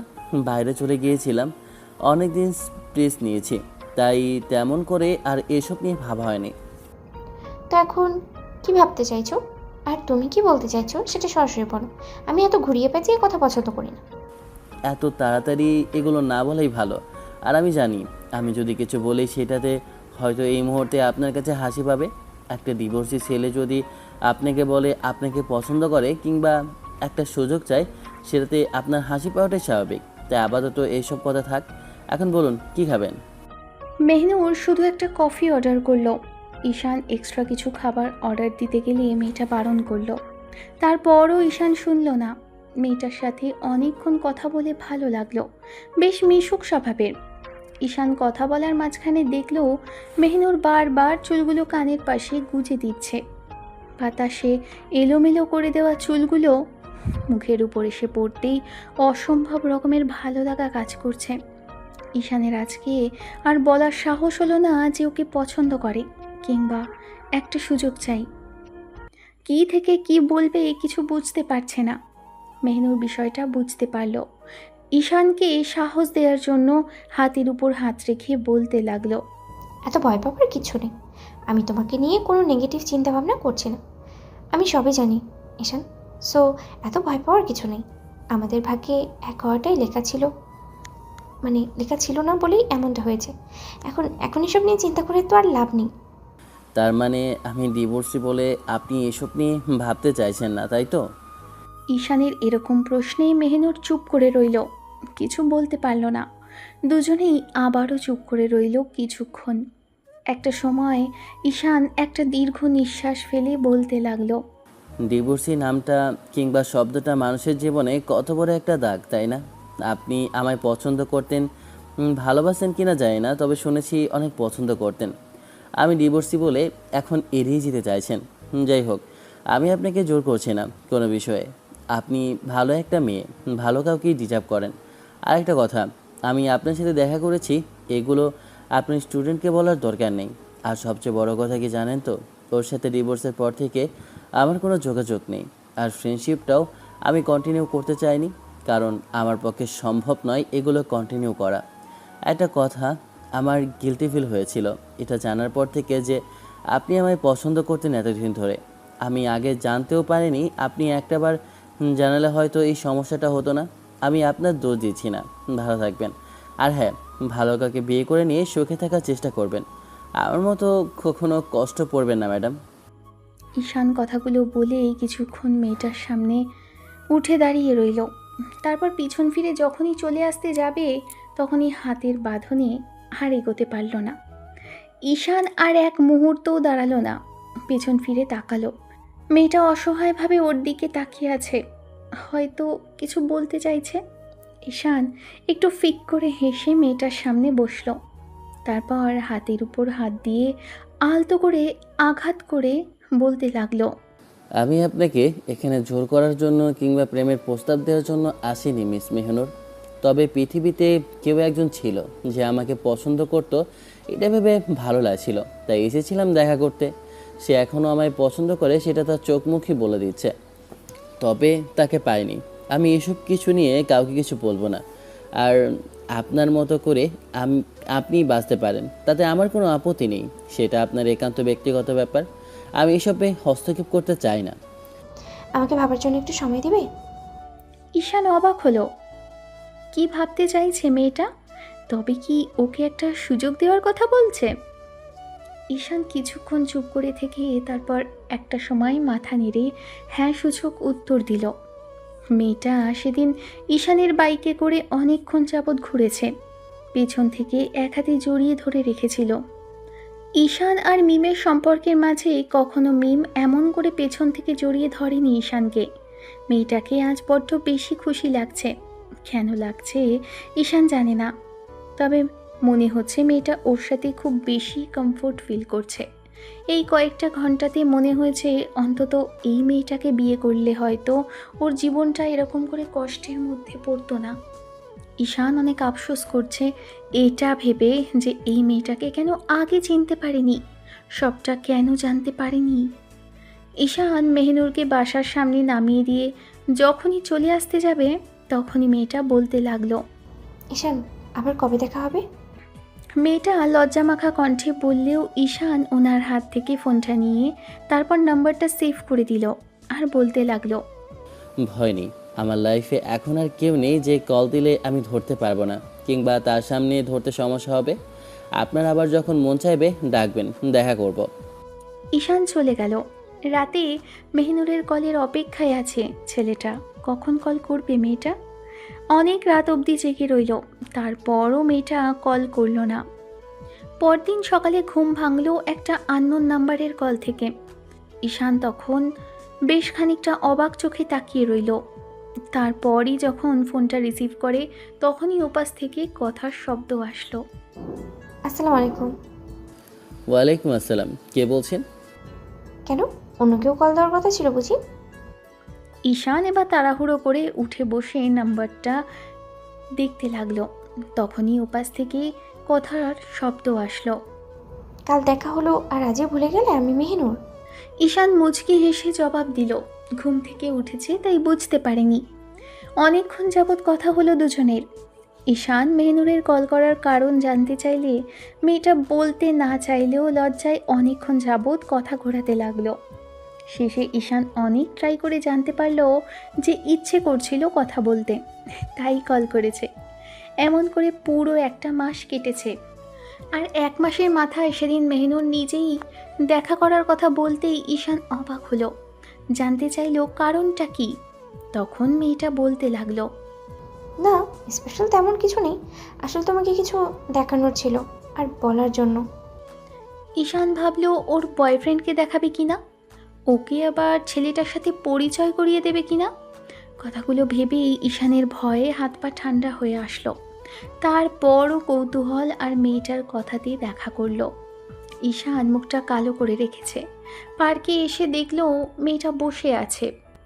ঈশান গিয়ে পাশে দাঁড়াতেই মেয়েটা ইশারায় বসতে বলল। ঈশান বসে পড়তেই মেহনুর ওর দিকে কিছুটা এগিয়ে আসলো। ঈশান অবাক হলো। কিছু বুঝে ওঠার আগেই মেহনুর ঈশানের একটা হাত জড়িয়ে ধরে কাঁধে মাথা রাখলো। ঈশানের অবাক চরম সীমায়। মেয়েটার দিকে কিছুক্ষণ ফ্যালফ্যাল করে তাকিয়ে রইল। তারপর একটা সময় মেহনুর ওর দিকে চোখ ফিরিয়ে বলতে লাগলো, ভালোবাসবে আমায় ঈশান? মেয়েটার কথাতে কিছু একটা ছিল, তাই সাথে সাথে ঈশান ওকে জাপটে বুকের মাঝে জড়িয়ে নিল। মাথায় কতগুলো চুমু খেয়েছে জানে না, তবে এই মুহূর্তে মেয়েটা ওর বুকের সাথে একদম লেপ্টে আর জড়িয়ে আছে।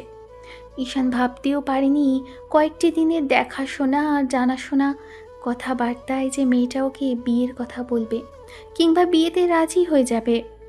ঈশান অনেকক্ষণ মেহনুরকে বুকের মাঝে জড়িয়ে ধরে মাথায় চুমু খেলো। একটা সময় ছাড়িয়ে নিয়ে মুখের 2 পাশে হাত রেখে বলল, আমি মিমের প্রতি দুর্বল ছিলাম, সেটা থেকে কিছুতেই সরতে পারছিলাম না। কিন্তু তোমার সাথে দেখা হওয়ার পর থেকে মনে হয়েছে আমার জন্য তোমার ভেতরে যেমন কিছু একটা আছে, তেমনি আমিও তোমার জন্য কিছু একটা প্রকাশ করতে পারি, কিংবা চাইলেই তোমাকে ভালোবাসতে পারি। মেহনুর, আমি জানি না আমাদের ভবিষ্যতে কি হবে, তবে আমি এই কয়েকটা দিনে তোমার সাথে যতটা সময় কাটিয়েছি তাতে আমার মনে হয়েছে এটা আমার জীবনের সবচেয়ে বেস্ট সময় ছিল। আমি এই সময়টুকু কখনো ভুলতে পারবো না। জানি না তুমি আমার হবে কি না, কিংবা আমি তোমাকে পাবো কি না, তবে আমি চাই সারা জীবন তুমি ভালো থাকো, সুখে থাকো, আর যেখানেই থাকো আমার দোয়া সবসময় তোমার সাথেই থাকবে। ঈশান, বিয়ে করবে আমাকে? করতে তো চাই, কিন্তু তুমি তো এতদিন বলছিলে না। আর সবচেয়ে বড় কথা, তোমার বাসায় আমার ডিভোর্সের বিষয়ে জানতে পারলে মানবে? মেহনুর ঈশানের ঠোঁটের ওপর আঙুল দিয়ে আটকে দিল। ঈশান অবাক চোখে মেহনুরের দিকে তাকিয়ে রইল।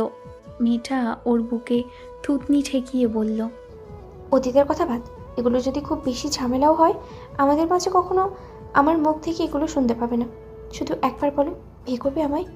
আমি আর তোমাকে হারাতে চাই না ঈশান। আমি জানি না তুমি কেন আমার লাইফে ফিরে আসলে, আর কেনই বা আমাদের মাঝে আবার দ্বিতীয়বার কথা হলো। তোমাদের বিয়ের পরে আমি তোমাকে ভোলার চেষ্টা করেছিলাম, কিন্তু পারিনি। যেন অনেক চেষ্টা করেও যখন পারছিলাম না, তখন নিজেকে পাগল পাগল লাগতো। মনে হতো যাকে ভালোবেসেছি, যাকে পছন্দ করেছি, তাকে কখনো বলতেই পারিনি। তার আগেই তার বিয়েটাও হয়ে গেল। খারাপ লাগতো। তোমাকে পাওয়ার হলো না, তাই অনেক বেশি কষ্ট হতো। যাকে ভালোবাসলাম তাকেই হারিয়ে ফেললাম। এরপর কে আমার লাইফে আসবে, কে আমাকে ভালোবাসবে জানি না, তবে আজকে তুমি আছো, আমার আর কোনো ভয় নেই। ঈশান, আমাকে সবসময় এমন করে জড়িয়ে রাখবে তো? রাখবো পাগলি, সারা জীবন আগলে রাখবো। আমাকে ভালোবাসার মতো পৃথিবীতে কোনো মেয়ে আছে সেটা ভাবলেই আমার আজকে নিজেকে খুব বেশি সুখী মানুষ মনে হচ্ছে। আমি ভেবেছিলাম তুমি আমাকে ফ্রেন্ড ভেবে কথা বলছো, বিয়ের পর হয়তো আর এইসব কিছু হওয়া সম্ভব ছিল না, কিন্তু তোমার এইসব কথা শোনার পর না আমার খুব ভালো লাগছে জানো। আচ্ছা, একটা কথা বলবে মেহু? হুম। সত্যি ভালোবাসো তো আমায়, নাকি মজা করছো আমার সাথে? তোমার কি মনে হয় ঈশান? যদি সব সত্যি হয় তাহলে বিয়ে করতে পারবে আমায় জানটা? মেহনুর লজ্জায় ঈশানের বুকে মুখ লুকিয়ে নিল। ঈশান মেয়েটাকে ছাড়িয়ে নিয়ে জিজ্ঞেস করতেই ও চোখ জোড়া বন্ধ করে নিয়ে শুধু হুম শব্দটা বলল। তোমার আব্বু আম্মু রাগারাগি করবে না একটা ডিভোর্সি ছেলেকে বিয়ে করতে চাইছে বলে? সব কিছু সব সময় বলতে হয় না ঈশান, আমি পরবর্তীতে বুঝিয়ে বলবো। তোমার যদি বিয়ে করার এতই শখ থাকে তাহলে চলো কাজী অফিস যাই, অন্তত তোমার ভয়টা আমি ভেঙে দিই।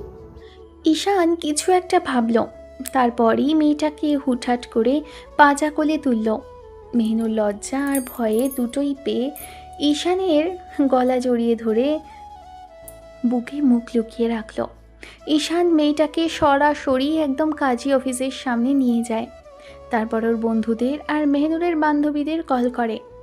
সবাই অবাক হলো যে ঈশানের সাথে কিনা মেহনুর বিয়ে করছে। সব কিছু জানার পরও ওরা অনেকবার করে ভেবে দেখার কথা বলেছিল। ঈশান আব্বু আম্মুকে জানালো না, এই জন্যই যে ওরা এসব নিয়ে ঝামেলা করবে। মেহনুর ঈশানের থেকে বয়সে মাত্র 2 বছরের সিনিয়র, তাতে কি ঈশানের এতে কিচ্ছু যায় আসে না। মেয়েটা ওকে ভালোবাসে। এত কিছুর পরেও যে মেয়ে ওকে ভালোবাসে তাকে হাতছাড়া করা কিংবা তাকে বিয়ে না করলে নিজের সাথেই অনেক বড় অন্যায় হবে। কারণ একটা ডিভোর্সি ছেলেকে যে কেউই বিয়ে করতে চাইবে না। তাই ঈশান সবটা চিন্তা করেই মেহনুরকে বিয়ে করে নেয়। বিয়ের কাজ শেষ হতেই ঈশান সবাইকে ধন্যবাদ দিল। অন্যদিকে মেহনুর লজ্জায় শেষ হয়ে যাচ্ছে। শেষে ঈশান ওর সাথে প্রথমে শপিং মল, তারপর সবাইকে নিয়ে একটা রেস্টুরেন্ট থেকে খেয়ে সবার থেকে বিদায় নিল। তারপর মেয়েটাকে নিয়ে একটা পার্লারে যায়, সেখান থেকে বউ সাজিয়ে তারপর বাসার উদ্দেশ্যে যায়। দুজনে রিক্সা করে যাচ্ছিল, কারণ মেহনুরের আবদার ছিল এটা। ঈশান জানে না মেয়েটা এসব আবদার কেন করেছে, তবে ওর আবদারটা মেটাতে ভালোই লাগছে। এই মুহূর্তে মেয়েটা ঈশানের একটা হাত জড়িয়ে ধরে কাঁধে মাথা রেখেছে। ঈশান বারবার মেহনুরের কপালে মুখ ঘুরিয়ে চুমু দিচ্ছে। ঈশানের কাছে আজকের দিনটা পুরো স্বপ্নের মতো লাগছে। মেহনুর একটা কথা জিজ্ঞেস করেনি, ওর আব্বু আম্মু কী বলবে, আর নিজের আব্বু আম্মুই বা কীভাবে নিবে বিষয়টা। ঈশান শুধু বলেছে আব্বু আম্মুকে বোঝানোর দায়িত্বটা ওর। মেহনুরকে নিয়ে পার্লারে গেলেও একটা বার মেয়েটা জিজ্ঞেস করেনি কেন যাচ্ছে। হয়তো একমাত্র ছেলের বউ সেজন্যই নিয়ে গিয়েছিল। ঈশান বাসার সামনে এসে কলিং বেল দিল। একটু বাদে আম্মু এসে দরজা খুলে দিল।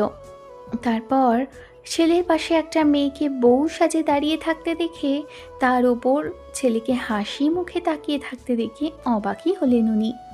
আম্মু কিছু জিজ্ঞেস করার আগেই ঈশান মেহনুরকে ইশারা করতেই মেয়েটা গিয়ে আম্মুর পায়ে হাত দিয়ে সালাম করে। আম্মু, ও মেহনুর তোমার ছেলের বউ। আমরা দুজনকে ভালোবেসে বিয়ে করেছি। আশা করি আমার পছন্দটাকে এবার অন্তত প্রায়োরিটি দেবে। আর ওকে তোমাদের পছন্দ না হলেও কয়েকটা দিন সময় দাও, ও তোমাদের মেয়ের মতো হয়ে দেখাবে। আমি জানি না ও কতটুকু সুন্দর দেখতে, কিন্তু মনের দিক থেকে ও অনেক বেশি সুন্দর। আর আচরণ সেটা 2 দিন বাদেই বুঝবে। একজন ভালো মানুষ হিসেবে ওকে আমার লাইফে চাই। তুমি মানবে কি না আমি জানি না। আব্বুকে কল করো। আব্বু, তুমি এখনও চুপ করে থাকবে? এখন তো অন্তত কিছু একটা বলো। মেহনুর ওর বাসা ছেড়ে চলে এসেছে, একটাবার বলাতেই আমাকে বিয়ে করে নিয়েছে। আধ ঘন্টা পরের ঘটনা। আব্বু বাসায় এসে দুজনকে ডাইনিংয়ে পাশাপাশি বসে থাকতে দেখল। মেহনুর ভয়ে মাথা নিচু করে রেখেছে। আব্বু এসে মেয়েটার দিকে কিছুক্ষণ তাকিয়ে রইল। তারপর ঈশান আব্বুকে ওদের সম্পর্কের বিষয়টা বলল। সবটা শোনার পরও আব্বুর চুপ করে আছে দেখে ঈশান বলতে লাগলো, তোমরা কি চাও না তোমাদের ছেলে যে মেয়েকে ভালোবাসে তার সাথে ভালো থাকুক? আর যার সাথে ভালো থাকতে পারবে না তাকে বিয়ে করে নিয়ে যে এতদিন কষ্ট পেয়েছে, তাতেও কি তোমাদের কিছু যায় আসে না? আব্বু একটু চুপ করে থেকে ফ্রেশ হয়ে আসলো। তারপর মেহনুরের থেকে ওর বাসার নাম্বার নিয়ে ওর আব্বু আম্মুকে ডাকে। ওরা এসে সব দেখে মেয়ের উপর অনেক রাগারাগি করলে ঈশানের আব্বু নিজে থেকে বোঝালো।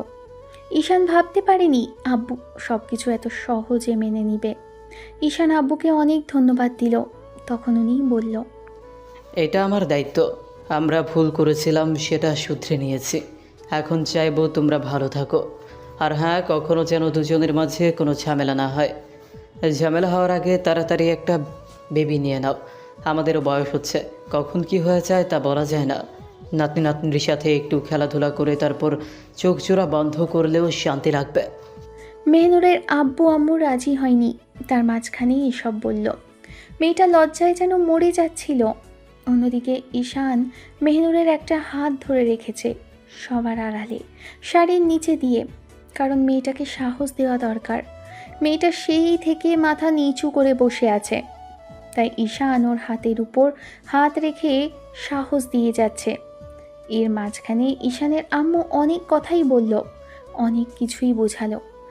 মেহনুর আম্মু অনেক কথা বলে মেহনুরের আম্মু অনেক কথা বলে ওর আব্বুকে বোঝানোর চেষ্টা করলো। ভদ্রলোক শেষে রাজি হলেন। ছেলে এস্টাবলিশড, সব কিছু মিলিয়ে এত বড়লোক পরিবারের ছেলেকে বিয়ে করেছে, তাতে ওনার আর বেশি বেগরবাই করলেন না। তাছাড়া দুজন দুজনকে ভালোবেসে না জানিয়ে বিয়ে করেছিল বলে খারাপ লেগেছিল তাতেই। ঈশানের আব্বু ওনাদের কাছে বলেছে কেউ না জানিয়ে বিয়ে করেছে, ওনারা এসব বিষয় জানতো না, তাই আর ভদ্রলোক রাগ করে ধরে রাখলেন না।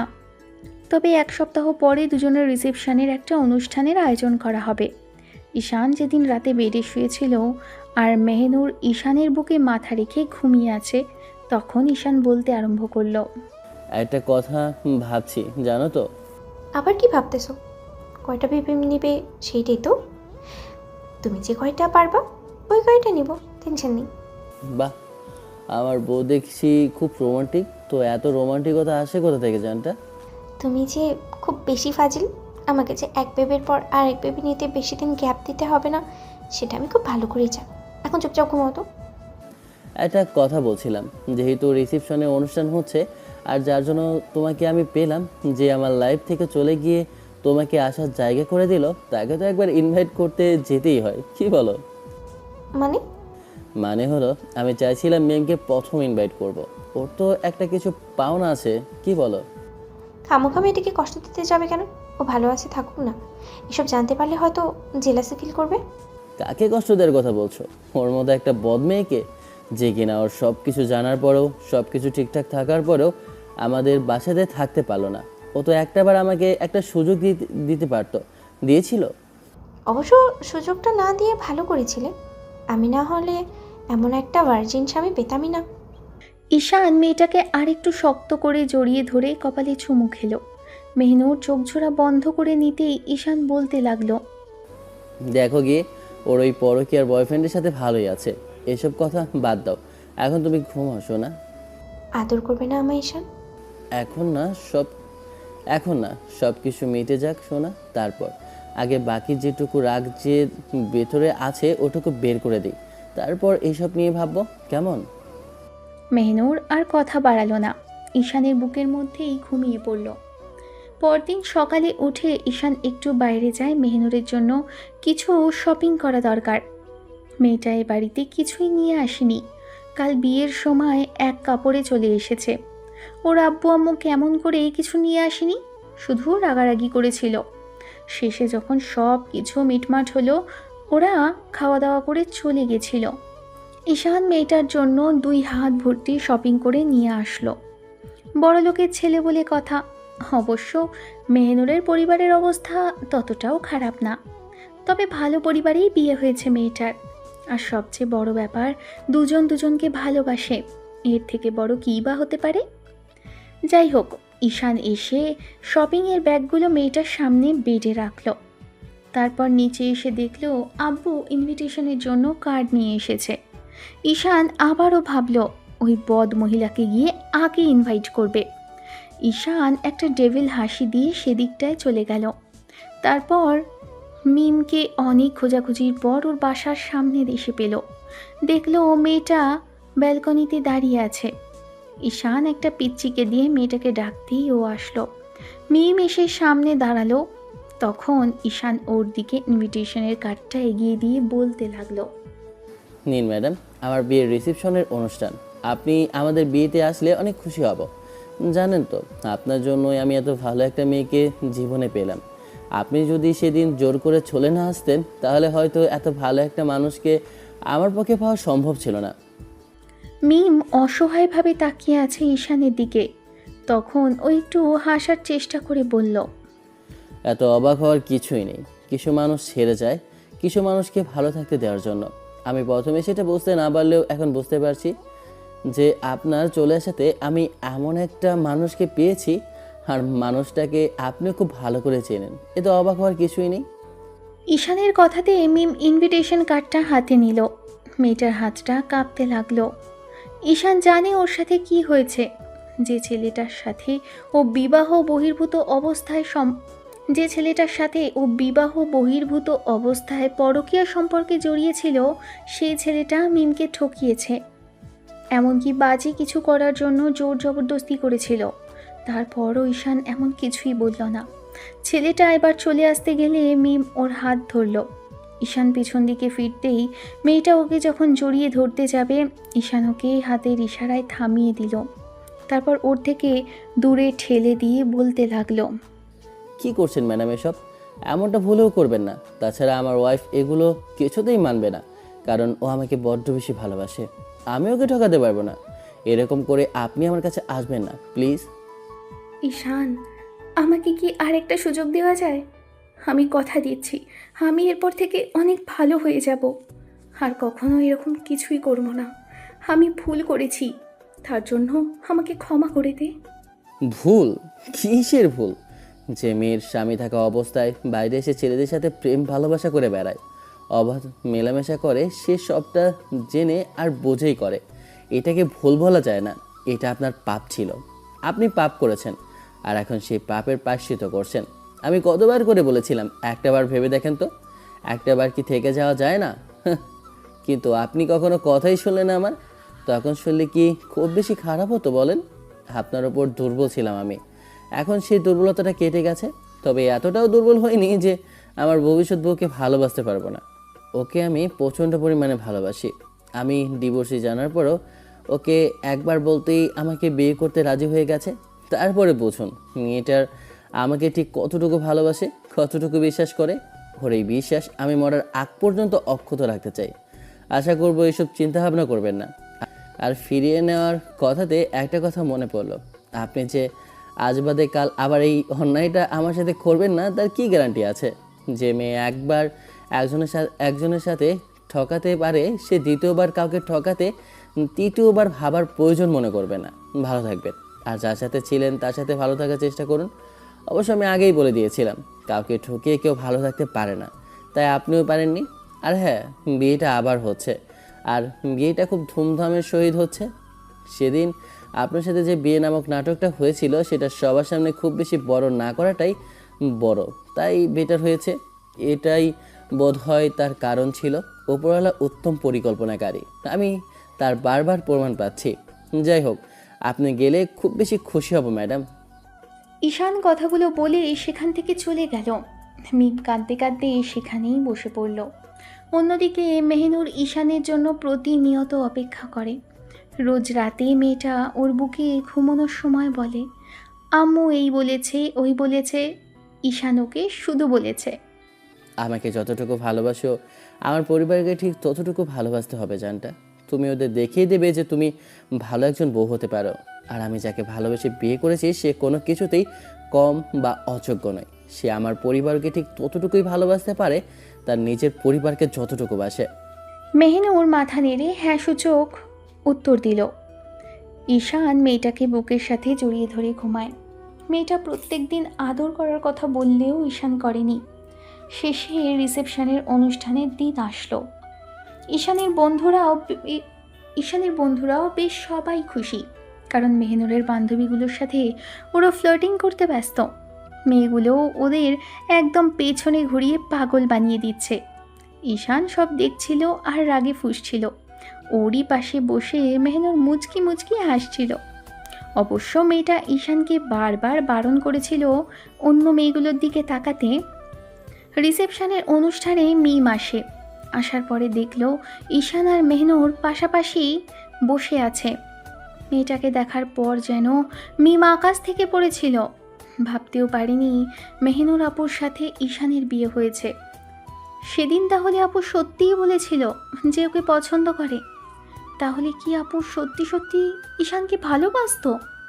ঈশান নিজের মনের মানুষকে পেয়ে গেল, কিন্তু মাঝখান থেকে ও নিজেদের সম্পর্কটা নষ্ট করলো, ফ্রেন্ডশিপটাও নষ্ট করে দিল। কথাগুলো ভাবলেই খুব কান্না পাচ্ছে মিমের। এর মধ্যে ঈশান মেহিনুরের একটা হাত দুই হাতের মুঠোয় নিতেই মিম এমন কিছু দেখে যেন আর সহ্য করতে পারল না, সেখান থেকে চলে গেল। ঈশান একটা স্বস্তির নিঃশ্বাস ফেলল, মনে হচ্ছে আজকে কিছুটা শান্তি লাগছে।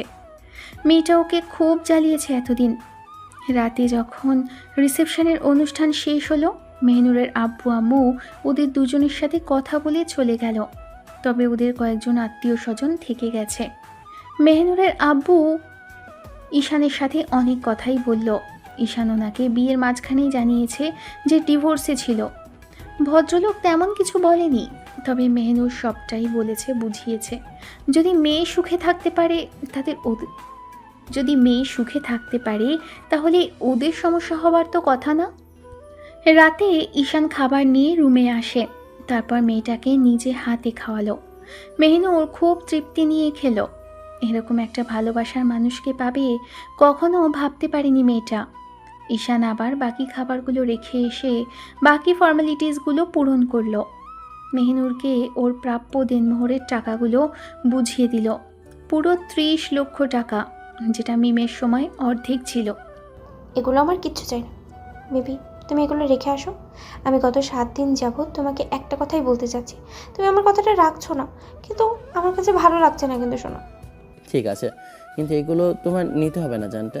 আচ্ছা দাঁড়াও, আমি রেখে আসি, তারপর না হয় যখন প্রয়োজন হবে তখন কাজে লাগাবে। আর শোনো, তুমি কি বলেছিলে বলো তো এতগুলো দিন? আমাকে একটু বুঝিয়ে বলো। কেন তোমায় আদর করতে বলিনি?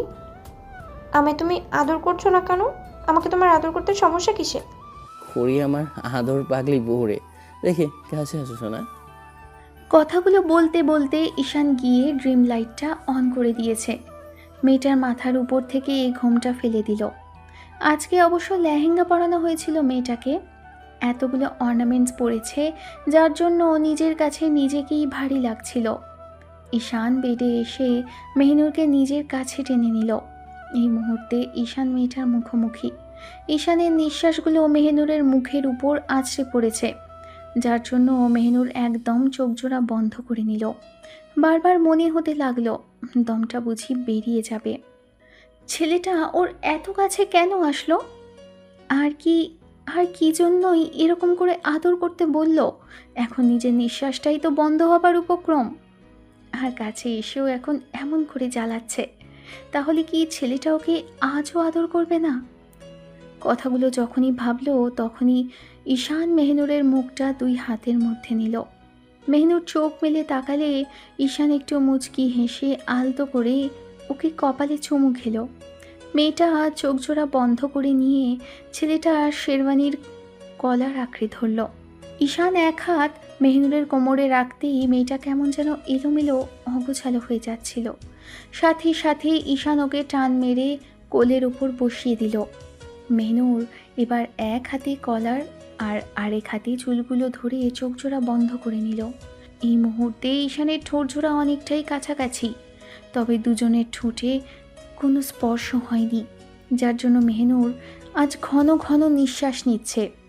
ঈশান ওর দিকে কিছুক্ষণ তাকিয়ে থেকে তারপর যখন বুঝতে পারল মেয়েটার অবস্থা খুবই খারাপ, যদি এখন আদর না করে তাহলে কিছু একটা তো হবেই।